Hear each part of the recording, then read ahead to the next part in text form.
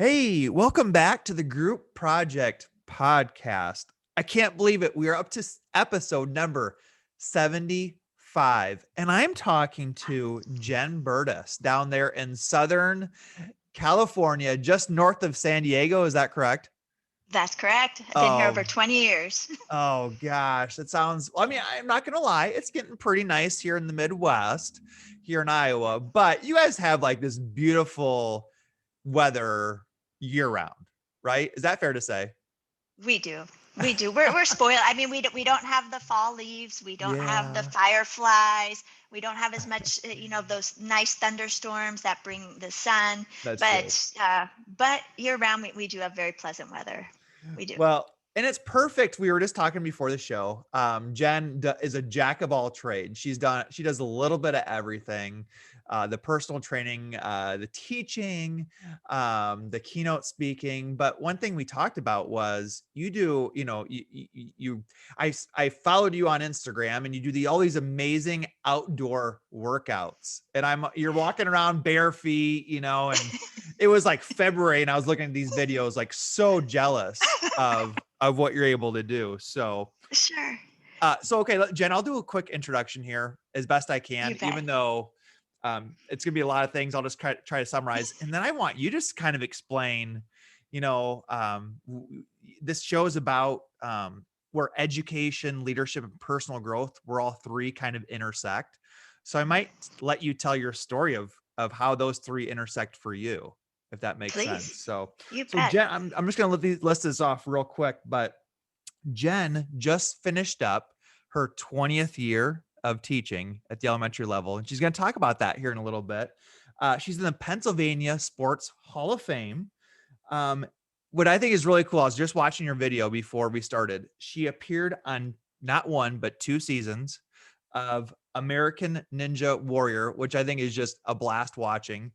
Played volleyball for Penn State, which is just a major national power.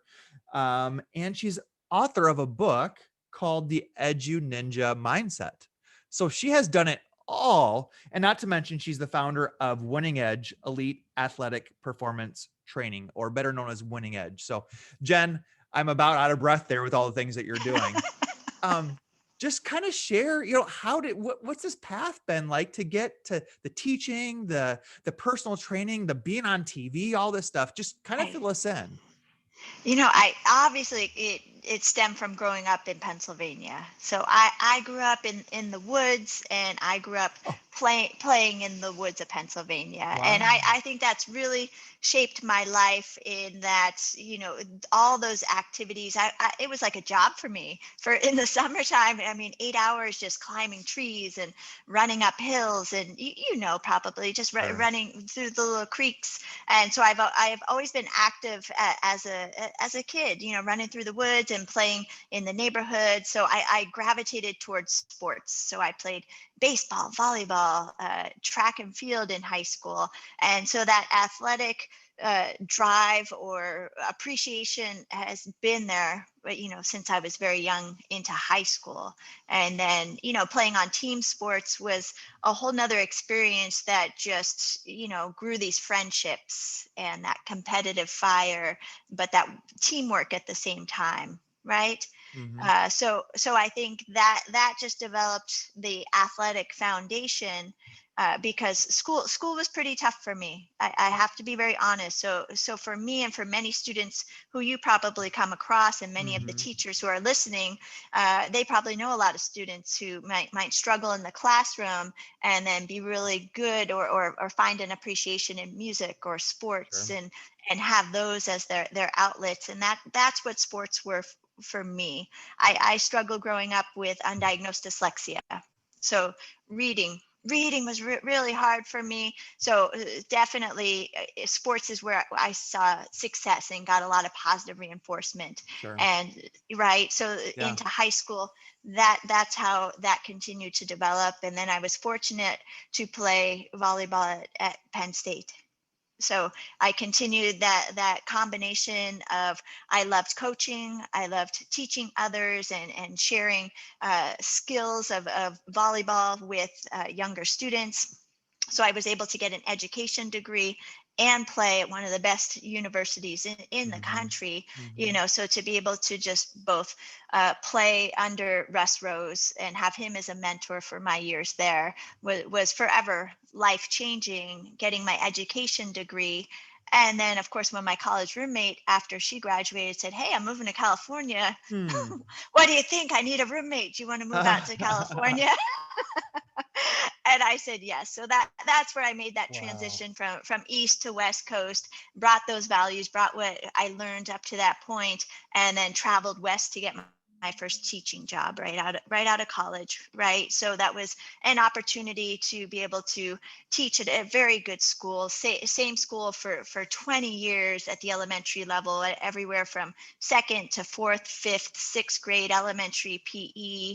Wow. And what a blessing to be able to do what I love in teaching others, and still I still had sports as my foundation. I never stopped training. I never stopped working out. I only grew the breadth and depth of the activities I was doing. So it went from very traditional sports in the Midwest, out here. It was more getting into the ninja warrior world. It was more, climbing, parkour, acrobatics, and calisthenics. And so it just broadened my range of working out to a whole different level. And it was just a fun place to play and explore and then share with the students in my class, and then transition out of teaching into teaching adults. And then during COVID online, it was such a blessing to be able to help people, because you saw them struggling, right? Sitting, of course they had more time, but sometimes more time isn't a good thing to have on your hands. And so I saw people struggling with food choices, of being sedentary. Yeah. And so I was able to share with them how to do chair workouts, everyone from 16 years old up until 85. My friend Stacy, who I teach with, her mom's 85. And so it's just been really amazing to see people losing up to 30 pounds, in that year, just from chair workouts and from monitoring the foods that they're eating, and having that mental health component, of just having that positive attitude. All of it wrapped up has them staying on these Zoom fitness classes, even though the gyms are opening up, and working Mhm. from home. Hmm. Jen, there's like 20 different directions I could go right I now know. because I mean, there's so many cool things. I'm going to ask you a Sure. random question, okay? Yes, I love Did you that. okay, I probably should have warned you ahead of time. I'm guessing you drove from Pennsylvania to California when you moved there, right? When I moved there, of course. What do you remember about that journey? Did you guys split it up? Did you guys ride together? Did you do some sightseeing? How did that go? Yes. Well, my college roommate, she was already out here, so I moved out with another friend, and so she had some things in the car. I remember I only had one duffel bag and a microwave. So I remember Wow. that's all I had in this tiny car. And so it was great. I mean, we did it, we took a few days to come out here, but I think the most memorable part of the journey was being able to stop at Colorado Springs, where one of my former volleyball players, she was training for the Olympics, and it was at the Olympic Training Oh. Center. So we got to spend an evening there catching up with her. But otherwise, we were excited to get out to Oh, California. So sure. we really didn't stop and spend too much time, because we wanted to get there as fast as we could. Now, did you guys Yes. now some people are like crazy and Mhm. they don't stop, like they go straight through. Like you drive, then I Sure. drive. You drive. Did you guys like Yeah. stop or did you guys go straight No. through?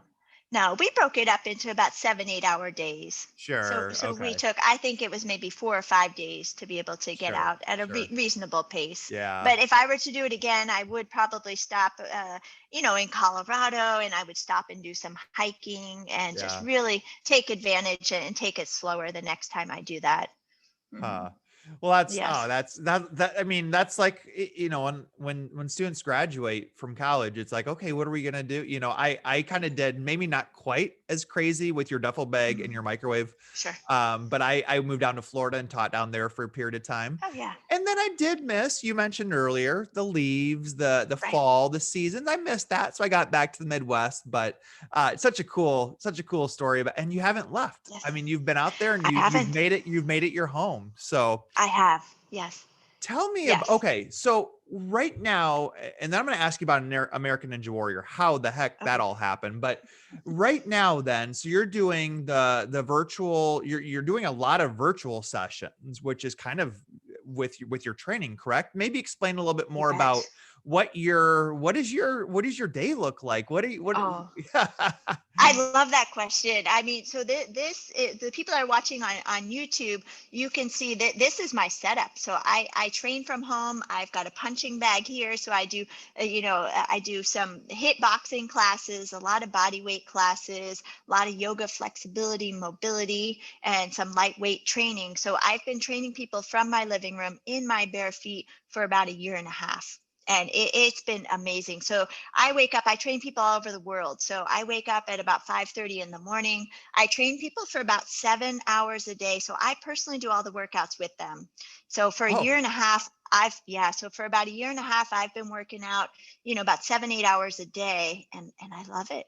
Because wow. I've never been in better shape, and I am so on top of my recovery, on my stretching, my mobility. So I am never injured. I don't have overuse injuries. I don't throw around heavy weights. I don't run unsustainably to mess up my joints. Like I'm very calculated in the exercises I do, the volume I do, how I plan out each day, but it's ultimately to help my clients, to help motivate them, so I'm Yeah. right there next to them, right?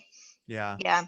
So my Wow. day, I work out from almost sun up to sundown, and it's a variety of people though, right? So when I Sure. train my clients who are 77, we're doing chair workouts and chair squats and Sure. wall push-ups, right? When I'm training my afternoon clients, I've got a USA rugby guy who played for the rugby team for 9 years, was captain, so I've got to make sure I push the level. So I'm doing burpees at a high level. So they push the pace. And, so it just depends who I'm working with and what Wow. intensity, but everyone needs the flexibility and mobility. So I start every class with at least 15, 20 minutes to show them, hey, we're not competing. We're not trying to get personal records. We're not trying to have bad form to just wreck our joints. Like it's all about sustainability. I'm 45 years old. I can do this for a very long time, 8 hours a day, because it's smart, it's sustainable, right? Sure. Yeah. Mhm. Yeah. Yeah. We're going to come back to that about Hmm. that recovery because that's Sure. incredible that you said Hmm. that you're working out with them for those 7 or 8 hours. I go 45 Sure. minutes a day and I'm hurting. Today Yes. I'm hurting right now. I had to take some ibuprofen right before we started. Um so okay, let's talk about the Ninja Warrior. Right. Um how I mean, okay, I guess you're in Southern California, so maybe it's Hmm. just maybe you walk down the street and hey, you can try out. But how does that work? How did you make it? One of my friends from back in Pennsylvania, he's like, "What are you training for? You should try out for that TV show." And I just kind of blew it off. And then I went back to Pennsylvania a couple weeks later, and I was up playing volleyball at a reunion. And so it was the Penn State volleyball girls. And I went to dive after volleyball, and I rolled out of it. And she's like, "You play volleyball like a ninja. You should try out for Ninja Warrior." And so I said, "Well, that's the second person that said that. Maybe there's something to it." So Uh, I came back, applied, and I got the call like 2 weeks later and was ready to go, and it went for the first showing in season 6. wow. Okay, and Mhm. so I read you were actually on 2 seasons, right? Is that correct? You know, okay, you're nodding your head. So how That's does that work? correct. I watched it on and off, so I don't know enough. But how do you get to be on Sure. 2 seasons? How does that work? you're never guaranteed. So just because I was on season 6 did not mean that I was guaranteed to go on to season 7. So that's honestly a lot of training for something that isn't, it would be like, I don't want to compare it to the Olympics because Yeah. it's not No, an I get it. I Olympic get it. level, but it's something that's almost like random, or it's like not guaranteed. There's the entertainment side, right? There's the physical side, Yeah. but you could train that whole year when you don't know if you'll Yeah. get to be invited on the show or not. So that part I think was one of the hardest things, is how hard do I really want to train, because I may or may not get on a show like that. But then it's almost like how you attack life, or Yeah. right, how you look at life. It's like, Yeah. are you gonna hold back because you're scared, because you might not get picked for the next job or the next show, Yeah. right? So I mean, I think that says a lot about people's personalities and how you attack life and your next goals, right? You have to go for it. Yeah. So, okay, so I watched one YouTube video. It Oh, looked like, and I don't know what season it was from. It sure. looked like you were doing great. You did this like wheel where you're holding on. Yes. And then I think you jumped and tried and just barely missed the bar. Is that correct? Right. Was that one? What? Yes. So, like, how do you even go about, is there a way to practice for this show, or what did you learn, or what have you learned from talking to other people who've been on there who've had success? Sure. I mean, you have to train all the foundational skills, Okay. right? So you have to work on your jumping, your grabbing onto things, parkour, running, and Yeah. precision jumps, right? So you're training all these foundational skills. So it's not just your cardiovascular fitness or your strength and conditioning. It's your Yeah. flexibility, it's your mobility, it's your grip strength. So that's why if you really train for this, like, you could see how many hours it would take you to Yeah. develop the skills and the strength and the conditioning, and be Wow. entertaining and engaging Oh, too. So gee. it's That's right. yeah. So it's fun to see like the new groups of people they get on there, to keep it motivating and interesting, Yeah. and hearing people's stories, right? Yeah. Yeah. Yeah. It's a Mhm. cool, it's a fun show. And it's Right. such a cool experience for you, and you've Right. kind of branded yourself after Yes. that experience. So Yes. let's talk about the teaching now. So, Yes. this is an educational podcast, and that was, the allure of me reaching out and saying, "Hey, you want to Sure. join me for an hour long conversation?" So Right. 20 years, right? 20 Right. years. And you mentioned a variety of grade levels there. Talk Yes. about your teaching experience. Talk about how that connects to the personal training and some of the other things you're doing there. You bet. Yeah, I mean, I always loved fitness and sports, and just always felt drawn to, even as a student, how one of my favorite teachers, he was my volleyball and basketball coach and science teacher for five Oh, years. The same gentleman, Mr. Kulik. wow. Yeah. He's my mentor, and he is like, when people ask about favorite teachers who had a major influence in your life, everyone, like musicians. I remember I was backstage at Pearl Jam, and, Eddie Vedder's talking about his favorite teacher, right? So everyone, Awesome. they go back to their teachers, right? They give credit to their teachers. So shout out to Mr. Kulik, because it's, for me, it was just always him bringing these science concepts out to the volleyball court, the volleyball concepts into the science, and then bringing these sports messages, and tying it all together. So I tried to be like him for the students in my classroom who I knew were really drawn to sports and athletics. And Mhm. I brought those things into the classroom. So when I started training Ninja Warrior, I started leading fitness classes and lunch clubs for the teachers, for the students. I started doing brain breaks. We all sat on stability balls. And so from one lesson to the next, we would stop and do brain breaks with the stability balls. And I would have class field trips where we would go outside on the weekends with families to, go do some boot camp classes or some rock climbing. Mm, So it was just something that I always enjoyed sharing about health and nutrition and activities for everyone to be their best, because if you're feeling your best, you're going to perform at your best, whatever your goals are absolutely. in the classroom or outside. Absolutely. Yeah. So So you I'm doing told the same thing. Yeah. So you told me before the show, and I think you said you didn't mind if I Mhm. shared. So after Yes. 20 years of teaching, you decided to, kind of a bittersweet, you decided to hang it up and go kind of full time with some of your entrepreneurship work and your training. Is that correct? Exactly. So I'm still going out. I'm still doing keynote speaking for school Right. districts. I worked with a school district where I work with their staff and do personal training with them. So I'll do lunch clubs with them or before school Sure. training. Yeah. And then, of course, all of my clients now are adults for the most part. I do Sure. have Yeah. one student I'm teaching her reading, but for the most part now, all of the teaching experience I have of scaffolding learning and being able to share concepts, now it's the building the relationships is still the same, just like you would with students in your Yeah. classroom, but now it's with the adult population. So it's beautiful. It's a beautiful transition. I wouldn't trade it for anything. So one Mhm. question I always ask is, take us back to year one of Miss Burdis. I don't know if it was Miss Burdis then or Yes, not. it was. Yes. Okay, so take us back to year one.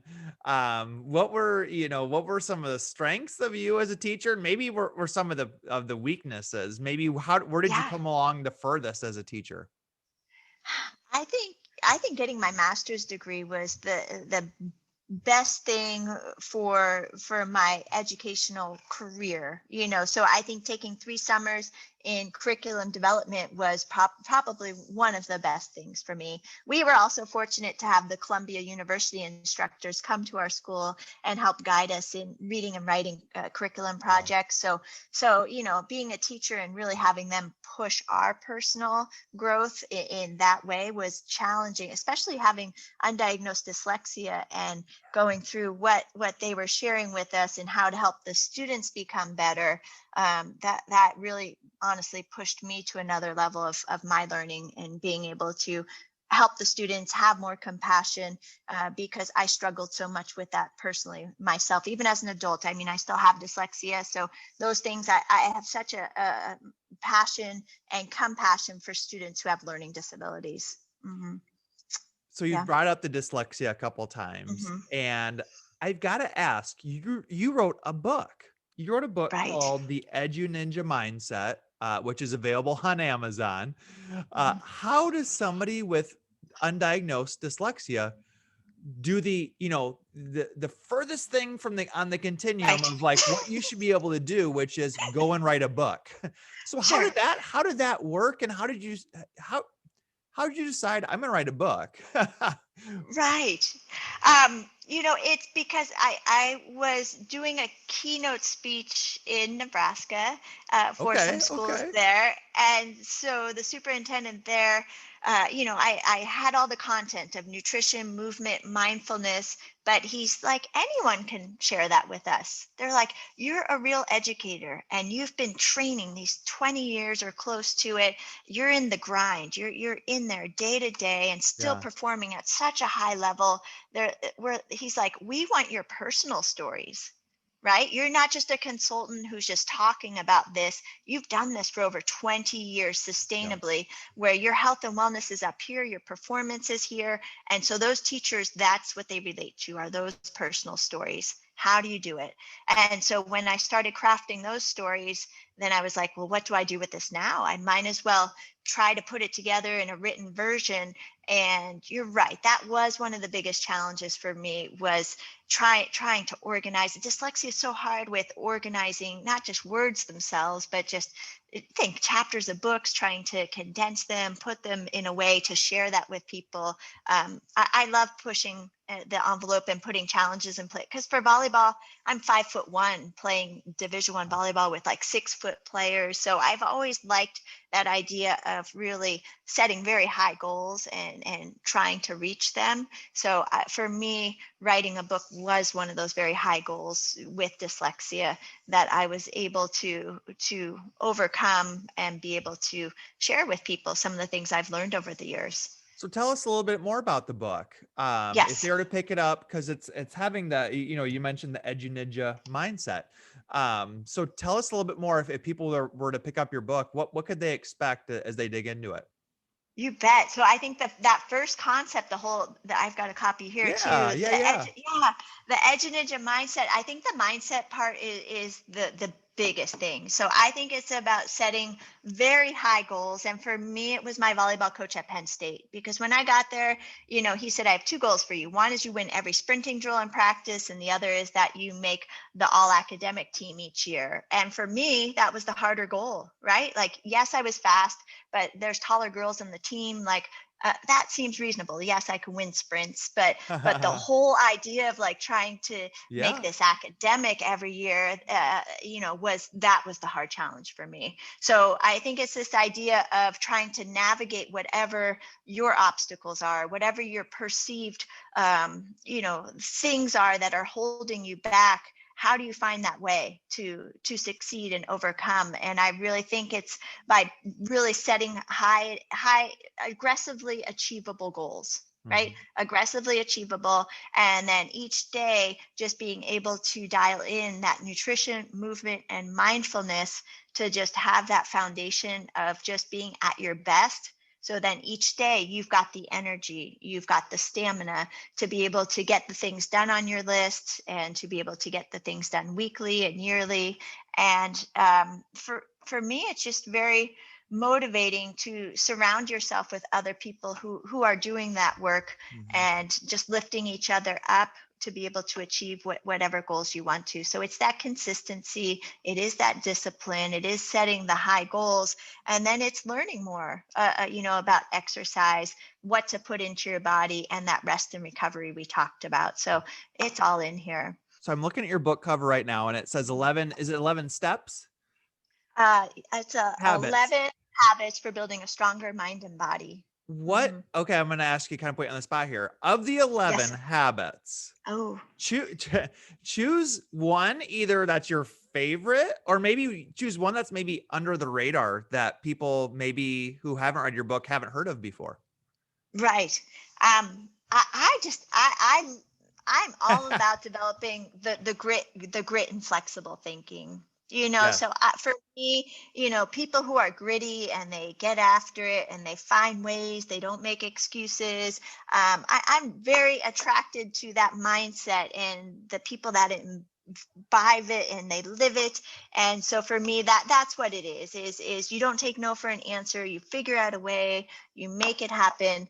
And for me, that's the biggest one there, Love is it. to develop the grit and flexible thinking. And so I have some ways to be able to do that in there. Love it. Love it. Because, Mhm. here in the, you just left the K-12 world. I mean, you're still Right. entrenched in it. Sure. We have a lot of debates like, can you build grit in kids? Right. And it's Yes. a very debatable topic. It's like, some people think it's just, kids these days, they're lazy, Sure. they don't have the grit, they don't have the stick to itiveness. Mhm. I don't know, what are your thoughts working with a kid? You've worked with kids Sure. for the last 20 years. can Yes. can you build that grit in the kids, and how would you do that working with an elementary student? Oh, I from a physical standpoint, from sports, or are you thinking Oh more gosh. mental Let's flexibility? let's go back to the mental flexibility. I know that's a Okay. very difficult question, but I'm curious if your first It is.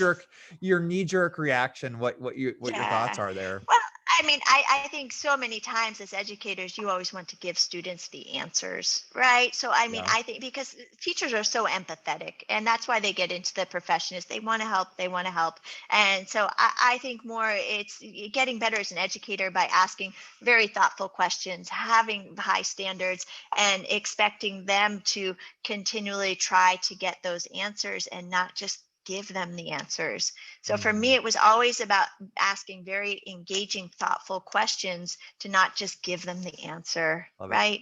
Hmm. Absolutely. Yeah, Absolutely. yeah. Let's talk about physical fitness here. Mhm. Okay. I love physical fitness. And I just enjoy hearing thoughts and ideas from experts. So I just started with this question. I looked it up yesterday, just Google searched, Yes, what percent of Americans are obese? And it right. said 40% is what is Hmm. the statistic I got. Why do you think this is? What do you see going on? I know you talked about COVID and Yes, just some of the stress and some of the being at home, not being able to go right. outdoors. Yeah, What do you think about that? 40%, almost half of yeah. Americans being obese. Right. And even, when I started doing this work, it was about a third, right? Okay, And so that's when all the research I was doing. So even before COVID, it was a problem. It really sure. was. And so the things that I found or saw, one was diet, right? I mean, the foods that people, the parents or students, families themselves, they're bringing into their house, it's highly processed, right? We're talking high sugar, high salt, high fat. And those are the three big ones that, any nutritionist around would address those three.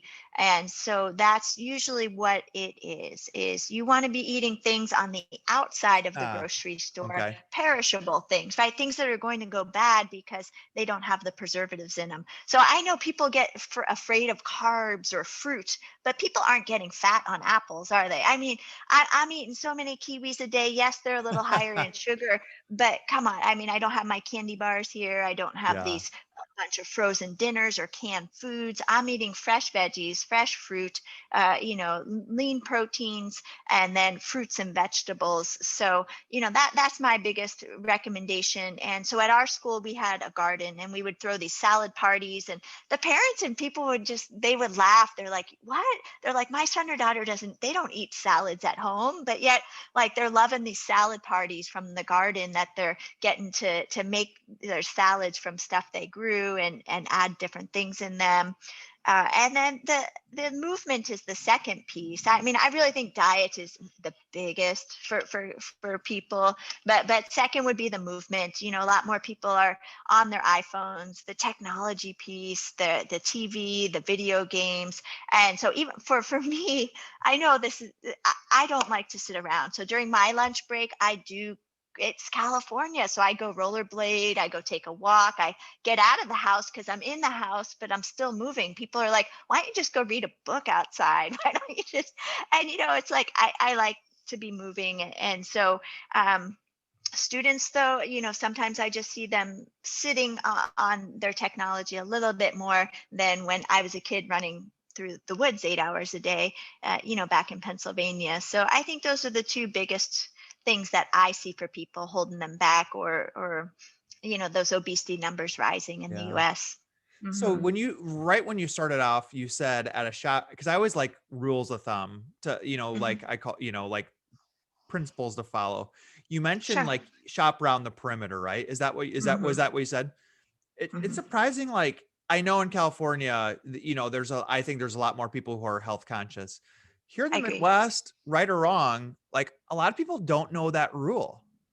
A lot of people don't know that. Yeah. It's crazy that they don't, the more you can purchase your grocery items from the produce, from the meat section, Sure. from, you're going to be a whole lot better off. It's just, Right. I think I heard that maybe 4 or 5 years ago, which for me wasn't that long ago. But Sure. it's so true. It's so true. Yeah. Yeah. Um, But I agree. I mean, I'm in much better shape now at 45 years old than I was as a Division I college volleyball player at 19 years old. yeah. 100%. Not even, Wow. it's not even close. I am Wow. so much fitter, and it really attributes to diet. College, I ate a lot of pizza, a lot of Yeah. carbs. And so I really didn't know, I didn't have that knowledge base back then, even though, Yeah. of course, I was training a lot. The way I train differently and rest and recover and eat now, I'm much healthier now at Yeah. 45 than I was at 19. So what do you say to somebody? There's probably somebody listening right now. They're 40 years old. Sure. Maybe they've let their body go a little bit these Hmm. last Sure. 12, 16 months. And Yeah. they're kind of like, well, I'm for, I just can't, it's impossible to get my old body back. It's Hmm. impossible to go back to my college or my high school size or my waistline. What, I guess you've kind of answered that, but what would you say to them? Yeah.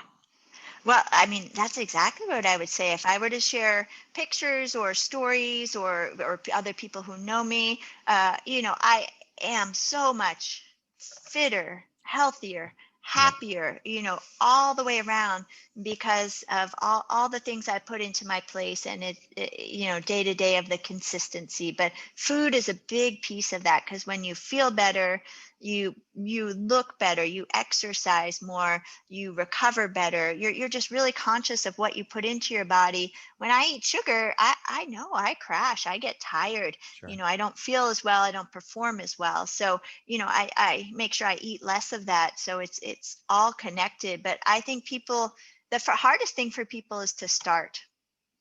So for my classes, the hardest thing is for someone to try their first class, because once they try their first class, it's easy. It's planned out for them. They never leave. People come in for their first class. I have these classes. They're called morning minis.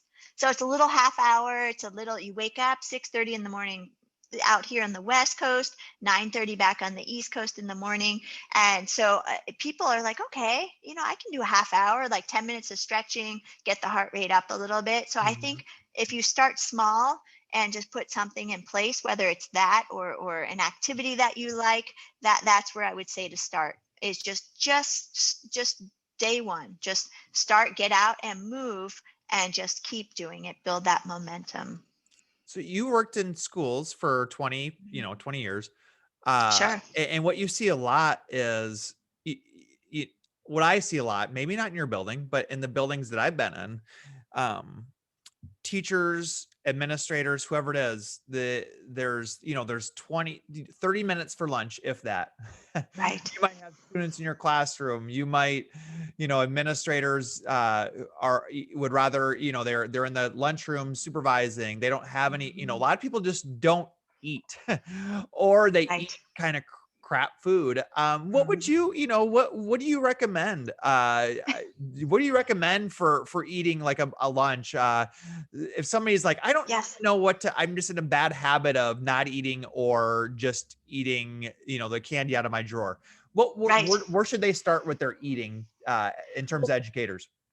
One, I would never leave the house. I never leave the house without food. I have snacks in my car. I've got snacks in my purse, snacks in my classroom. Like anywhere I go, I make sure that I have food, because if you get that hangry, where you're Yeah. starving, then you're going to overeat and pick foods that aren't as healthy for you, right?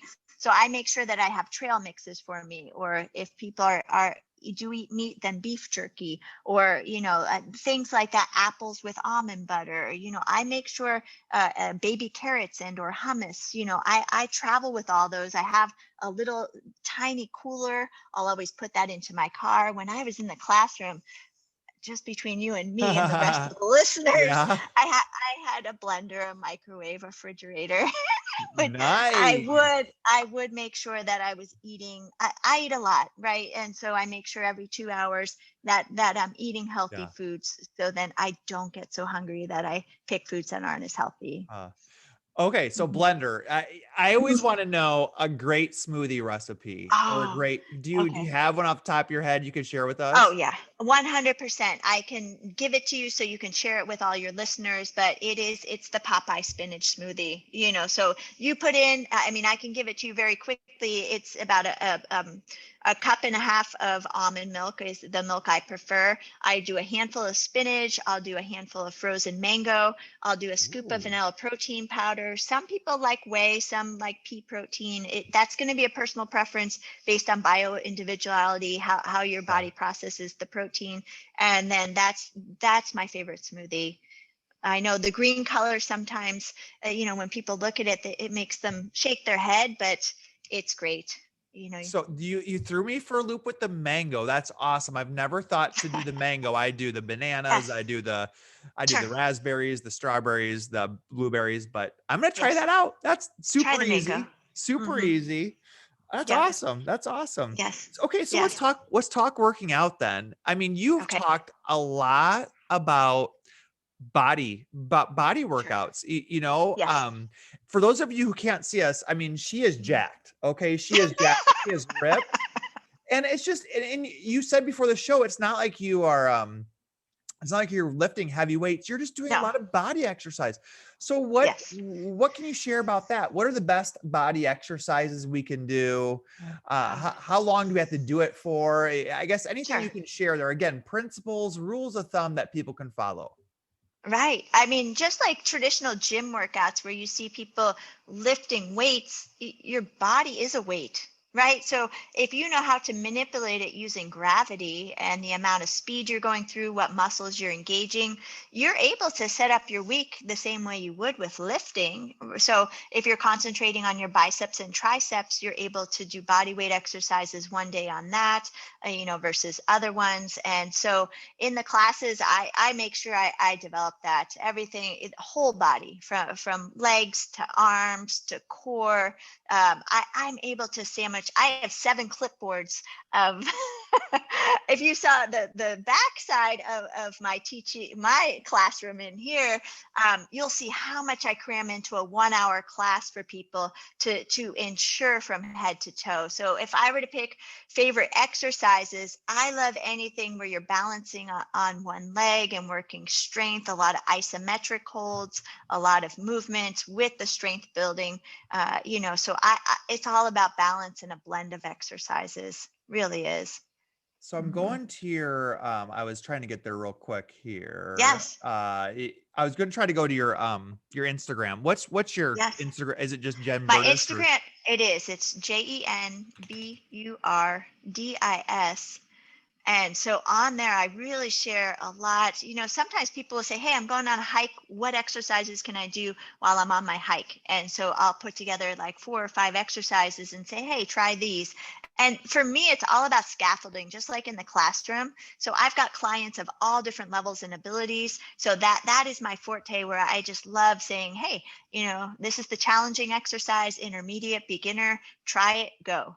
And that's what I love, is just being able to share that. so if you're listening, you're on Instagram, give Jen a Yes, follow and you're going to thank get you. all kinds of different body weight ideas. Mhm. I mean, just Yes. unique. I mean, some really, really cool. I mean, I've seen you throwing around well, I don't, Yes. I've seen some medicine ball stuff, I want to Mhm. say. But Yep. just some really cool, like, I've never thought about that. You Sure. think of the traditional squats and you think, bench Yes. press and deadlift and all that stuff. But I'm telling you, like, you don't have to do the heavy weights No. to gain muscle and to keep it on. No. Let's talk about No. recovery for a second. Mhm. Because again, when you said 7 hours a day, every Mhm. day, that Yep. is just amazing. So Sure. you talked about stretching. What else? What's your quick few tips for this amazing recovery that you have? Is there any supplements? Is it just a clean diet? Yeah. Is it lots of water? What is your secret? I definitely get to bed early, so I'll get to bed 10, 11 o'clock at the latest. I'm up early coaching clients, on the East Coast and then eventually Taiwan. So I'm all over the world. But for me, it's getting to bed early, getting enough sleep. It's before every class I teach, it's doing flexibility and mobility, so it's just being able to make sure that the joints are everything is aligned, that your movement patterns are pure, that you're not tweaking anything. And I'm really big on alignment, even virtually with my clients in those group classes. One-on-one, I can see it the best, making sure the alignment is correct. But that is the recovery. The eating has so much to do with your performance and how you recover. And then days off and how you build in like whole yoga or stretching or flexibility mobility days. I have foam rolling days where I take people through a whole hour of foam rolling and flexibility. I show them how to use lacrosse balls. And so we use bands to be able to get up and open up the shoulder and the scapula. People's upper backs from sitting, their scapula, how their posture. We talk through all of that. That's really big for me. And I'm always about pure form, performance, and not about personal records or how many you can do. It's the quality of movement, Yeah. Yeah. always bottom line.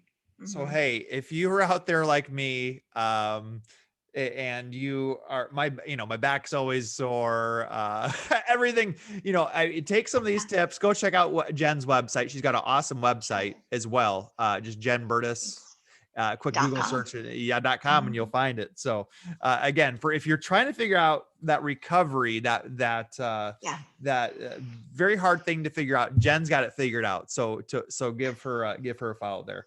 Okay, if you're Thank you. joining us late, Jen, you got about 15 minutes. Is that Okay. good for you? Yes. Okay. Yep. That's correct. So this is episode 75 with Jen Burdis, who, like I said, a little bit of everything. She's the founder of Winning Edge Elite Athletic Performance Training, and she just finished her 20th year of teaching, and again has been on American Ninja Warrior, part of the Pennsylvania Sports Hall of Fame. I was going to ask you, where at in Pennsylvania did you grow up at? I grew up in Schuylkill County, so it's about an hour and a half north of Philadelphia, so northeastern Pennsylvania. Okay. Very, very rural, and just amazing, amazing town to be able to grow up in. Beautiful, and just just having all those sports available to Yeah. us, was awesome. I miss it. I'm a little homesick too. So Yeah. hey, okay, I'm got about 8 more questions for you, and these are a little Okay. bit just kind of some of the quick hitters we usually do each episode. So Yes. so I'll start off. We always ask this question. A lot of Midwesterners, which is like half of our audience, Sure. travel. We love traveling to Uh, Southern California. So if we're yes. in the San Diego area, where's one place we got to check out? Whether it could be Yeah. restaurant, bar, it could be a place, anything. You tell us. I love hiking Torrey Pines. So some people might have seen it on TV because the golf course being there, and it's just beautiful with the rugged cliffs. It overlooks the ocean. You can walk down to the ocean. You're out in the fresh air. I think that's one of the best places for anyone for out of town to make sure they have that on their list, is hiking Torrey Pines. Huh. Mhm. Okay. That sounds, Yeah. when you said like overlooking the ocean and hiking, man, oh, you got me Yes. hooked. That sounds Yeah. amazing. Hmm. Okay. So I'm kind of curious on this, and it's kind of a difficult question to explain, but the question is, what's one sneaky good purchase you've made that's most improved your life? Ooh, I haven't thought through this one. That is a sneaky I one, know, isn't it's it? I Yeah. might just toss it next time because I always throw No, people for a loop. no. I almost hate to say an iPhone, but I don't feel like I abuse my iPhone. Like, I really feel like, I'm very present and I have it off to the side. Yeah. But it is so nice. Like, if you need to have information, you need to know it. You've got your Yeah. camera, you've got the videos on there. It might seem like a very obvious purchase, but honestly, having an iPhone for me is, just I'm just grateful for it because I use it so often, but again, I don't overuse it. I'm not attached to it, but it has just really been helpful in so many ways. Okay, so Hmm. 2 follow-up questions on that then. Okay. So is there an app that you use Oh, that maybe you recommend to others that like very few people use? I mean, I think so. I mean, being a trainer, I love to be able to use Tabata Pro. So if I were to pull it up, and so that for me just helps me set up my hit intervals, and so I use it every single day. So for me, that's one of my favorite apps, or at least one that I use quite often to set up Love it. intervals. So Hmm. for somebody who, has a brand, it's on all the social media, how are you so present in the moment? Do you have any tricks for that? Do you eliminate notifications? Do you eliminate? I do. Okay. Hmm. So explain Yeah. anything else you have about how does somebody who Hmm. does all their stuff online, Sure. really, how are you able to kind of not always be looking at your phone? Yeah, I mean, and that's naturally built in. So if I'm training clients about 8 hours a day, I give them every minute. So I run back to back to back with my hour classes. So, I honestly don't have time to jump onto my phone to see who liked this picture or to respond to this person. And so I might send messages to individual people and say, hey, I'm sorry, I haven't checked, I check my Twitter maybe once a week sometimes. Or so I'll send apologies to people, but that's how I maintain my presence and how I stay grounded is I do set boundaries. I have my notifications turned off. And so I will check it at night for a small amount of time. I'll respond to as many people as I can to be present and engaging. But my main priority is to be present for my clients and whomever I'm with at that time. And that's always going to be my priority. Mhm.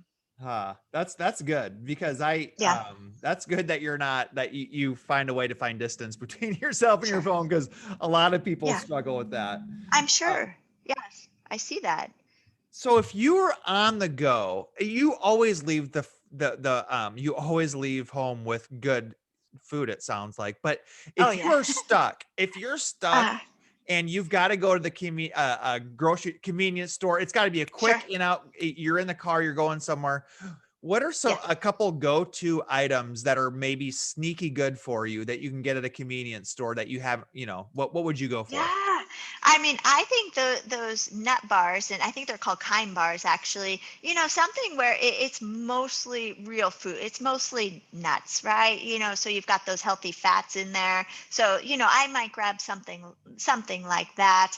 I'm a coffee drinker, so I will grab coffees when I'm out. And, fruit again, like I love to eat fruit. It's a good energy boost. So even at convenience stores, they have things like that. You might need to look a little harder because they don't have them in front, like right when you're going to check out. You might need to dig around a little bit, but I still go for those things. I like treats and I like sweets, but I limit them. So like when I go back to Pennsylvania, Pennsylvania has the good pizza and they have the good ice cream. But when I'm out here, they don't have it as much, so I just make them treats and intermittent type of Okay. things, not a day-to-day thing. Okay. Yeah. The next Mhm. question is it's two questions, like Okay. a highlight and a low light. Okay. Okay. So, so like a high point, low point, like looking back on your career so far. So where do you Sure. want to start with? Do you want to start with highlight or low light? What do you think? Let's start with the highlight. Okay, so Yeah. highlight. So as you look back at your career, like what would you say, and it could be anything from anything you've done, like what Sure. was like the thing that makes you most proud or most, you're like, oh, I'm most proud of that event. Yeah. I mean, honestly, I think it's having the courage as grateful as I am for my career in the classroom. It took a lot of courage for me to leave the stability and leave what I love to do in teaching and coaching others. So to jump without knowing what's going to happen, I still don't know what's going to Yeah. happen. For me, that's courageous, and I'm proud of myself for trying Right. and doing that. Absolutely. And so right now, without knowing where this is going to go, I'm going to say at this point, um, that's my highlight right Okay, now. that's awesome. Hmm. I mean, That's my you're highlight. right. I mean, for some of the struggles in terms of Yes. education, in terms of the salary, there's almost always good benefits. There's almost always, Right. health. You've got retirement. Yes, So then you're right. I mean, it is a risk, but I think it you've is. got the mindset, obviously, Hmm. to make it work. Hmm. Okay, so the opposite direction is like, what was like the most difficult moment professionally and how did you overcome that? Yeah. I really do think it was I've brought it up a few times with dyslexia, but it was so hard being at the school board and having them say, why are you going to retire after 20 years? Why not stay another 10? Why? And I said it was so hard for me with dyslexia, day to day, trying to get Yeah. through the emails and reading students' stories. And they're like, but you did it for 20 years. And I said, but I said it was very, very hard. It Yeah. just, things that take people a finger snap would take me probably 5 times as long. So, I think for me, I know you said low life, but Yeah. for me Yeah. that was a hard time Yeah. within the classroom that I had to overcome day after Absolutely. day. Mhm. Absolutely. So it's just, Yes. man, you've had some big, pretty life-changing things that have happened here, Yes. here recently. So, Hmm. wow, that's, I mean, Yes. I think you're gonna do, I think you're gonna do great just knowing your, your mindset. I mean, you've written a book on mindset, so you know Yes. kind of what can get you through there. So, Yes. what is your best tip for being so, I mean, you're ultra productive. What Yes. is your best tip? I do think, once you have your nutrition, movement, and mindfulness, I honestly think that's the foundation of being able to set any higher professional goals, day to day goals. I think if those are dialed in, you are on top of your A game. Like I wake up every single day and I am not tired. I'm ready to attack the day. I authentically feel great. I have high energy. And, I do think it's because I'm committed to doing those things because I see the results of my productivity. So I do think that's the foundation to setting higher goals and reaching higher goals. Do you ever take days off from working? Oh, for sure. Yes. Yeah. So I've built in now Saturday and Sunday. I don't work out. I, Okay. might be active, but I Yeah. know for sure I take those 2 days off. And then midweek, I do lots of recovery, mobility. So most of the classes I teach midweek is also in there. So I do a lot of That's recovery good. work. Yeah. And yeah, no, so it's very well It's balanced. hard. It's hard for me to take day. I'm not gonna lie. Like I feel Mhm. really guilty if I take a day off. So Sure. that's good that you can No. mentally like set it aside and take those days. Oh yeah, and I do not feel guilty. Don't feel guilty for that. You deserve it. You give so much to so many people. Uh, That you deserve that in your life. you've talked Hmm. about mindfulness a little bit. So when I think Yes. mindfulness, I think meditation. Sure. Do you Yep. meditate or do you do anything like that, or is it more just a mindset? I do a lot of movement meditation. So Okay. in my classes, almost every day, I'll do Tai Chi breathing. I'll do breathing in the yoga and the flexibility. So I work that in, and it is a movement meditation where you're focusing on your breath work. So most of it is through those classes, and I get to practice every class that I'm teaching. So then it becomes a part of my practice. Okay. Okay. Mm. I've heard a lot Yes. about that, like movement mindfulness or movement meditation Hmm. or like productive uh, mindset meditation. So I kind of clump all Yes. that together. Sure. But I know there's a lot of people out there who, and again, I think it's bigger on the coasts, quite honestly. Yes. I And agree. Hmm. Sure. so I appreciate you sharing that. Okay, Jen, Yes. you've shared a lot. What would Mhm. you say is the biggest goal you're working on right now? Ooh. For me, it's personal business. So, Yeah. being a school teacher with an education degree, curriculum and development degree, I don't have, business experience as far as Yeah. marketing or, anything like that. So for me, it's, learning more about that, about what content to post, what can help people, Yeah. how I can bring people into my classes and how I can help them in their productivity and their health and wellness. So for me, it's that business aspect of learning more, so I can become better professional. I completely missed one of my favorite questions, which is what one book has greatly Uh, influenced your life? Yes. And I mean, I think the David and Goliath book by Malcolm Gladwell is, Okay. just Okay. about the underdogs. It's about Love people it. battling through. And so for me, that was a big life changer for me.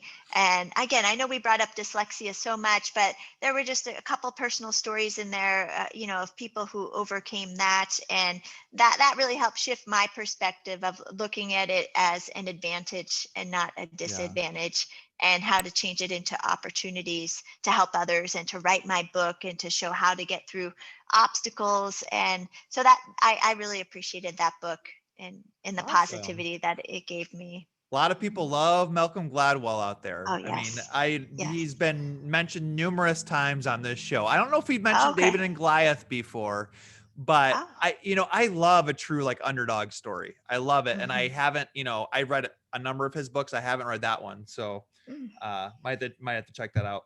Hey Jen, I Yes, promised you an hour. I'm at 58 minutes and you've got you are. you got sessions to get to here.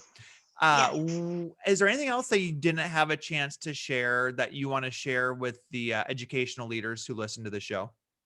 Well, I think it's just a shout out to everyone who's listening, right? I mean, the educators, like I said in the beginning, are the people that influence everyone. So it's just that from the kindness of your heart, the profession you get into, the hours that you give up at nighttime, over your lunch breaks, through the summer, no one knows the amount of dedication that's put into the profession except for other educators who have been there. So that's why I just want to give a shout out to everyone listening, to thank everyone for the work they're putting in at this very moment. I'm sure, there are no breaks for teachers. And so I appreciate all the hard work they're doing, and to remind them to take care of themselves first so they can be better for everyone else. So do you want to share a little bit quickly about your about just the packages, the options because You you, bet. you you said almost all of your clients are virtual now, which is They just I are. think that's just the changing culture we have Yes. here in the country. So what do you Yeah. offer and where can people sign up? You bet. So jenburdis.com, you can sign up and there's no commitment. You could take a free class or a free week of classes to see what works best for you. So in the mornings, my mom is in class. On Tuesday, Thursdays, they're called morning minis. And so it's everyone of every age. It's a beginning group. So people like it because it's a half hour little chunk of time. So on Tuesdays and Thursdays, 6:30 a.m. Pacific time, 9:30 a.m. Eastern Standard Time, it's 2 half-hour little segments. That's where a lot of beginners like to jump in. People that aren't into the group classes can sign up for one-on-ones. I work with a lot of families, a lot of couples, a lot of friends who, because it's virtually, they just end up doing it together and then they get to see each other. So I've got two friends, one here, one in San Francisco, and I work with them 5 days a week. I've got couples, and then I have an intermediate class in the afternoon, 3 p.m., for those people that are looking to, maybe they don't know what other exercises. You're saying body weight exercises, how to piece it together. And so I've got the intermediate group, and then I offer meal plans for people too, to be able to get the diet dialed in and they're customized for the foods people eat, because some people are meat eaters, some aren't. Yeah. And there's big food principles that work for everyone, and the differences in bio individuality that I do specific meal plans for people too. So that's a nice combination for everyone, because I work with people of all ages. So no matter where you're at, we just look at where, like in the classroom, we look at where you start and we take it from there, and we just keep getting better. You mentioned meal plans. You must have read my mind because that's the page I'm on right now. And there's Sure. some good looking stuff on there. And Yes. yeah, there's some meat items, there's some salads. Mhm. Shoot, there's some desserts down here, some Oh, waffles, and uh yes. looks Yes. good. Looks really good. Yes. Oh, Yes. Yes. Jen, we really appreciate it. Thanks for Thank you. giving up your time. Like I said, we set this up kind of between your sessions here, so Yes. thanks so much. Such an entertaining and all well-rounded conversation about a lot of topics. Thank So, you. Yes. Jen, keep up the great work. Good luck with this kind of new endeavor in your life with the full-time training. So, um, Thank you. keep it up and have a great 4th of July. Okay. Thank you. Take care.